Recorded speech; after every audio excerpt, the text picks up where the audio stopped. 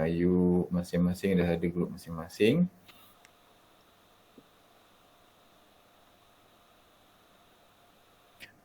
Related to the specific project description and according to the assigned task. At the end, guideline. Okay, so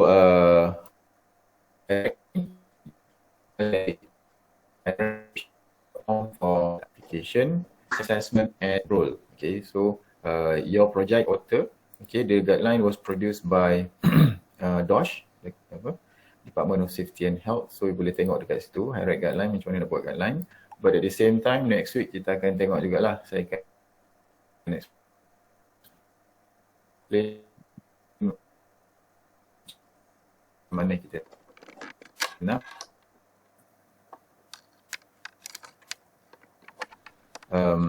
construct di hierarch, especially the hierarch table ala group members yang hanya menumpang,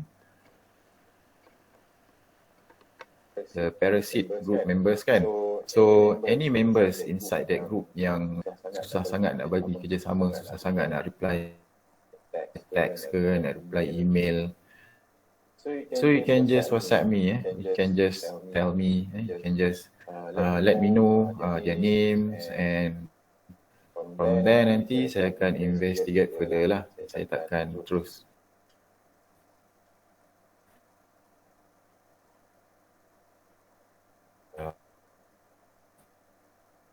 percaya dekat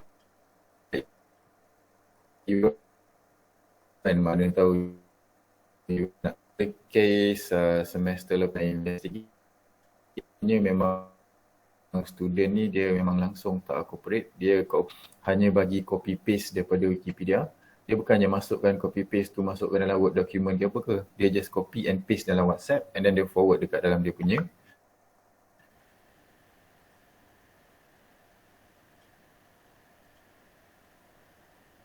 doktor lain doktor tak okey ke? Dan bila dia bagi kerja dia macam tu pun dah memang terlupa.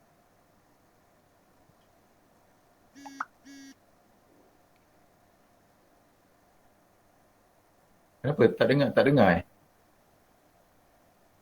Lekat-lekat doktor. Lekat-lekat doktor.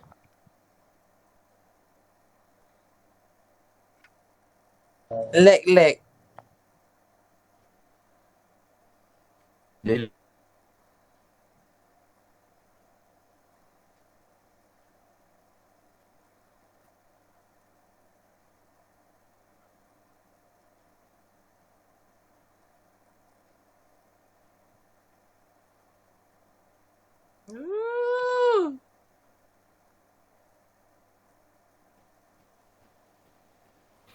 Sekejap, saya tukar wifi.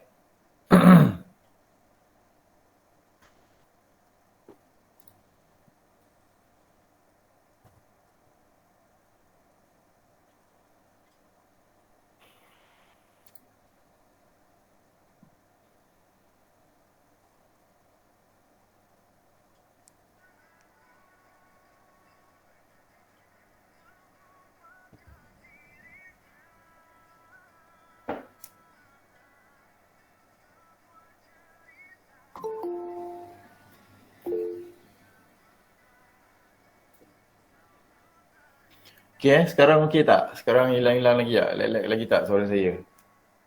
Okey. Dah okey ke belum? Okey Okey doktor. Alright.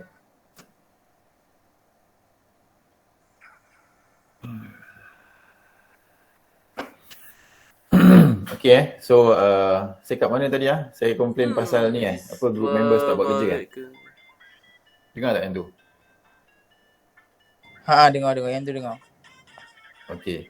So kalau ada siapa-siapa group members dia yang tak bekerjasama, yang tak bagi kerja, yang dah assign kerja dekat dia tapi tak buat, you can just update me, bagi tahu. Nanti dia punya markah tu akan lain lah daripada group members yang lain. Okay. Tujuan saya Yeah, I understand. Before this memang mestilah you dah ada group yang you dah selesa kan. Sebab ada few students yang minta nak assign group masing-masing. Tapi sajalah saya assignkan macam ni. First thing sebab supaya you guys keluar sikit daripada you punya circle of friends kan. Dapat kawan baru ke. And then yang kedua adalah supaya nanti senang saya nak key in markah. Sebab nama tu. Imagine saya ada 90 student. Okay, kalau seorang nama dia dekat nombor 1, seorang lagi nama dia dekat nombor 84, 89 kan. Memang stres lah nak key in markah nanti. Okay, so again kalau ada yang tak bagi kerjasama, just bagi tahu je kat saya. Okay, no problem. Alright, kedua, program outcomes, PO, course outcome, okay, LO, knowledge profile and complex engineering problems. Okay, so ni adalah dia punya mapping lah. Dia punya justifikasi kenapa arahan projek tu diberikan sebegini. Dia macam tak penting sangatlah untuk subjek ni, untuk you guys especially. Tapi untuk lecturer dan untuk audit nanti penting lah benda ni. So saya rasa saya tak perlulah nak explain pasal ni sebab nanti kalau saya explain lagi confused pula. So I am going to skip this part. Right, kita akan straight to the task, the project instruction lah. Alright, so task to be carried out. You are the director of a Maju Bersama Construction Sdn Bhd, a grade 7 contractor in Johor. Okay, recently you were awarded a new proposed development of 20 units of 5-story lecture room.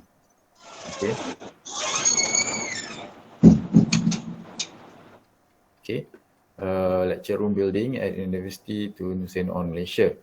The construction site is 5 acres of land consisting of bushes, large trees, watery area, and the rest contains dilapidated 2-story buildings that need to be demolished. Okay, so ni adalah the situation of your site. Okay, you dapat projek untuk buat 20 unit bangunan 5 tingkat lecture room dekat tanah berkeluasan 5 ekar yang mengandungi semak samun, pokok-pokok besar, kawasan berair, tasik dan juga satu bangunan 2 tingkat yang perlu dimusnahkan. Okay, you were requested by the client to provide a prelim risk assessment report before the commencement of the construction and recommend the appropriate risk controls to ensure the safety and health of workers and campus residents while performing their works and further prevent an accident. Okay, so this is your task. You kena buatkan prelim risk assessment report sebelum kerja-kerja dekat site tu dimulakan.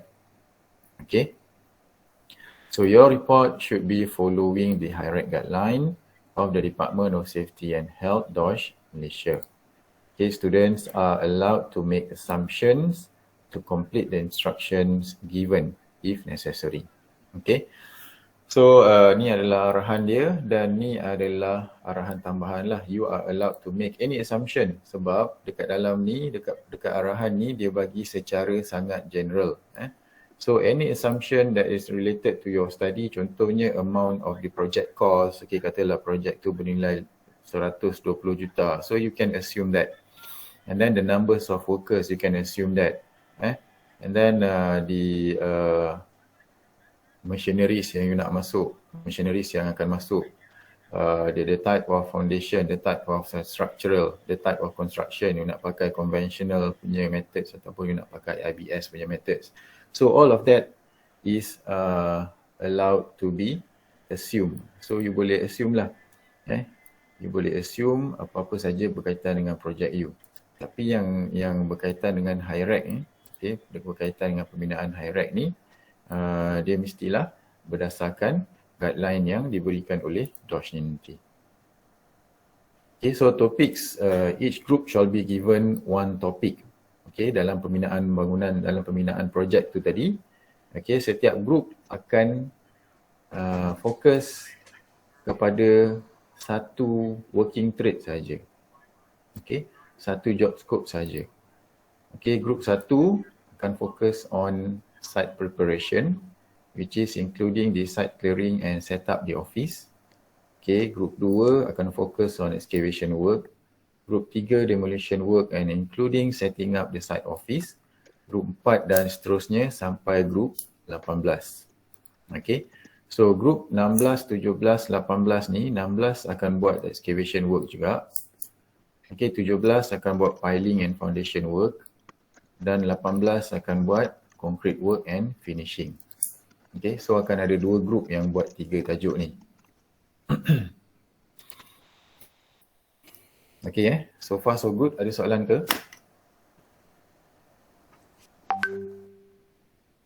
Ya dah, Doktor. Tak ada Okay. Alright, so the instructions. So these tasks should be executed in group of 5 people based on the given construction activity above. Identify at least 10 hazards, safety and health hazard, including at least 3 health hazard at the workplace. So you kena identify at least 10 hazard. Dan dalam 10 hazard tu mestilah ada at least 3 health hazard. Okay, so nanti kita akan belajar beza hazard ni. Ada yang physical hazard, ada yang health hazard, ada yang biological hazard. Tapi you kena identify at least 10 hazard dalam job scope tu. Okay, and then at least kena ada 3 health hazard. Okay. And then estimate the safety and health risk from each of these hazard. Determine the most critical safety and health hazard. Suggest and discuss the control measures to eliminate the hazard or reduce the risk of both critical hazards. Okay, and then provide the hierarchy table related to the risk assessment, and the report should be submitted in week 12. Okay, and then you also need to produce a video presentation for your project. Okay, so kalau you comply dengan arahan 1 sampai 8 ni, memang you akan boleh score lah. Alright, so a comprehensive report and video presentation will be used to assess group works. Due date of submission of both video and report is 18 June, okay, before midnight. Okay, submission is through OSHA system. Okay, 18 Jun, you have approximately 2 months, 2 bulan untuk siapkan projek ni. Dan submission is through the OSHA system before midnight. Okay, no late submission will be accepted. This is the format of the report. The general format is that you should write your report in English. Okay, the font must be in Arial size 11. Okay, using single spacing. And the paper size is A4. Okay, the left margin must be 3 cm, while the right, top and bottom margin must be 2.5. Okay, margin yang sebelah kiri ni je 3 cm. Yang sebelah atas, kanan dengan bawah mestilah 2.5 cm. Right, untuk specific format dia, the report must consist the following sections. Okay, mestilah ada section front page. Okay, dekat front page tu mesti ada project titles, names, UTSM logo dan juga group members. Okay, saya lupa, patut kena ada lagi satu ni.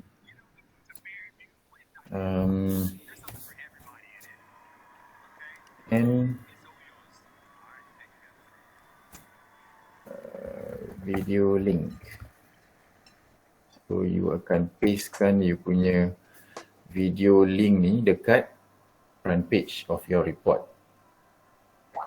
Okay, and then kena ada table of content. Okay, kena ada list of tables dan juga kena ada list of figures. Okay, so the content of the report shall follow the following arrangement. Okay, bahagian 1 kena ada introduction, which is a brief description of the task and the job task is given. The introduction must include a specific work progress assigned to your group in terms of safety and health. So the introduction maximum mestilah hanya 2 muka surat je.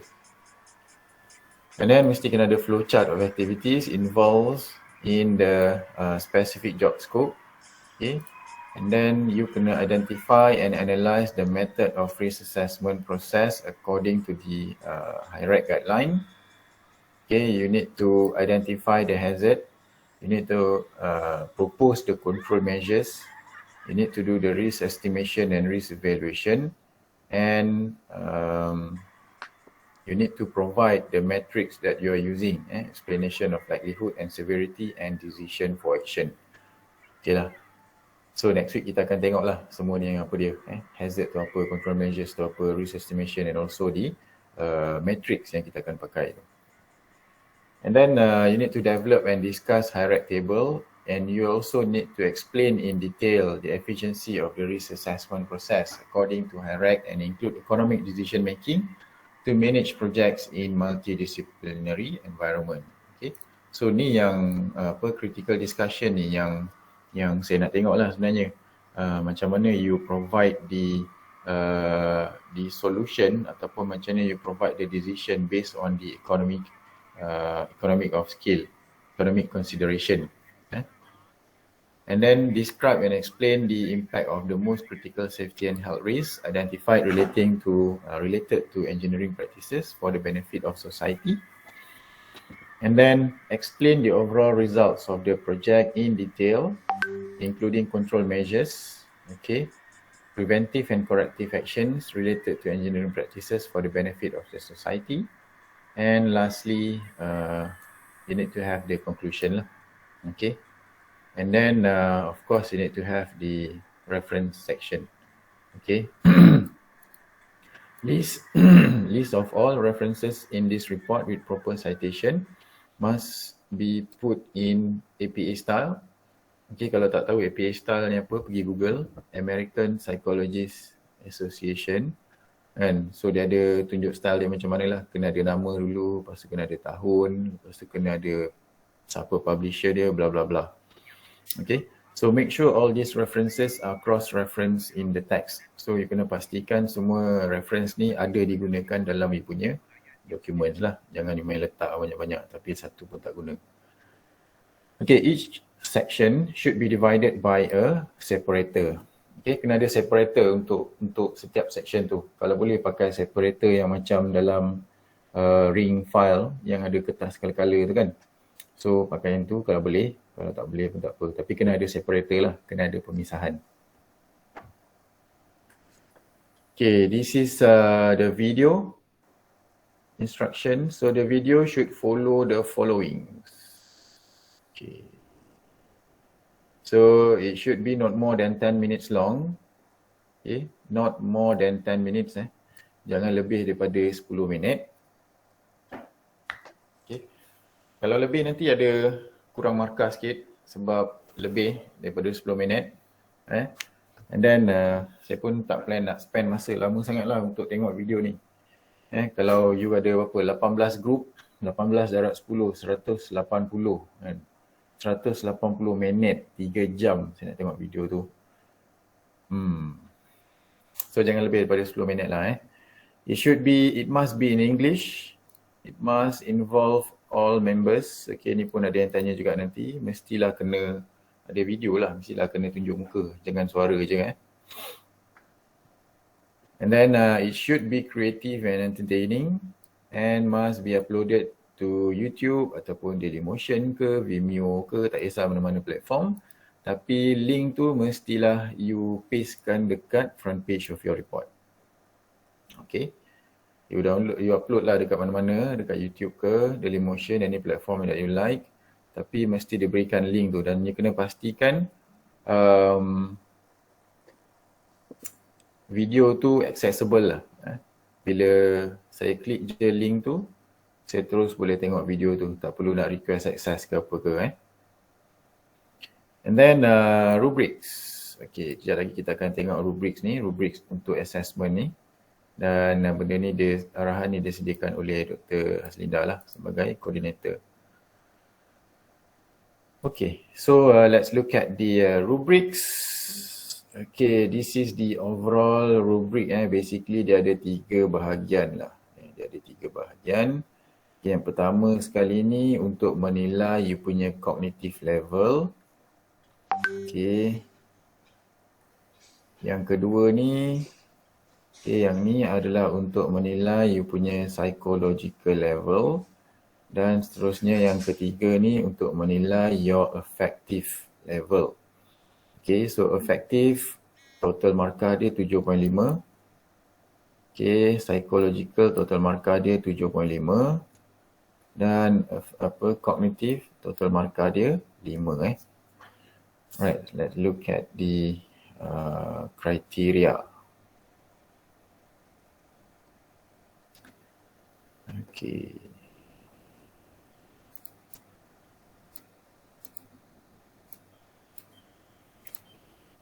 Okay. Alright. So ni WP1, WP2 lah. Dia punya kriteria dia, yang pertama sekali, you should be able to systematically understand the background of the project according to engineering fundamentals required in the engineering discipline. Okay, kita tengok yang paling teruk sekali. Provide but do not elaborate. So you akan dapat 1 markah. Kalau nak dapat 5 markah, you should provide excellent relevant points with elaboration. So you akan dapat 5 markah kat sini, weightage dia 0.2. So total mark dia akan dapat 1 kat sini. Macam tu So yang kedua, able to identify and analyze the method of risk assessment process according to guideline by OSHA. So yang satu ni paling teruk sekali, provide 1 to 10 points without explanation. Okay, kalau nak dapat 5 markah, you should provide 10 points with explanation. Okay, so 5 darab 0.4 dapat 2 markah. Okay, and so on lah untuk kuantitatif. Untuk psychological pula, you should be able to illustrate and organize hierarchy table related to risk assessment.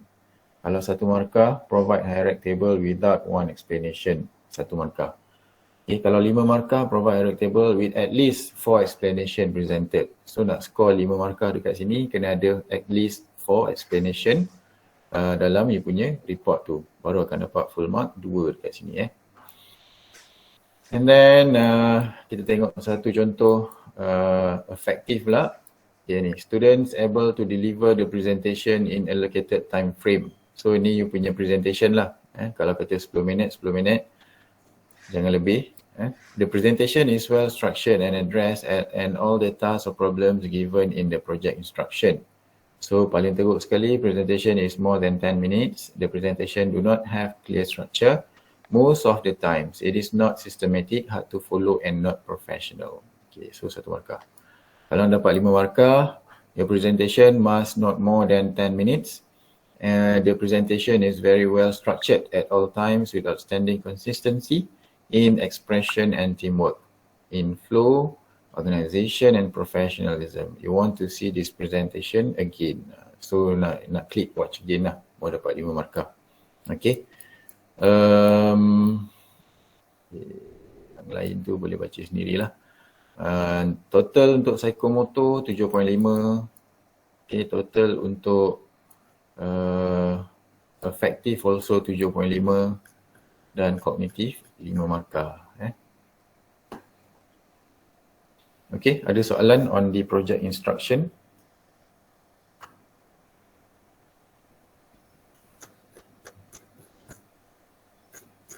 Okay, tak ada soalan Alright, let us proceed with our lecture for today.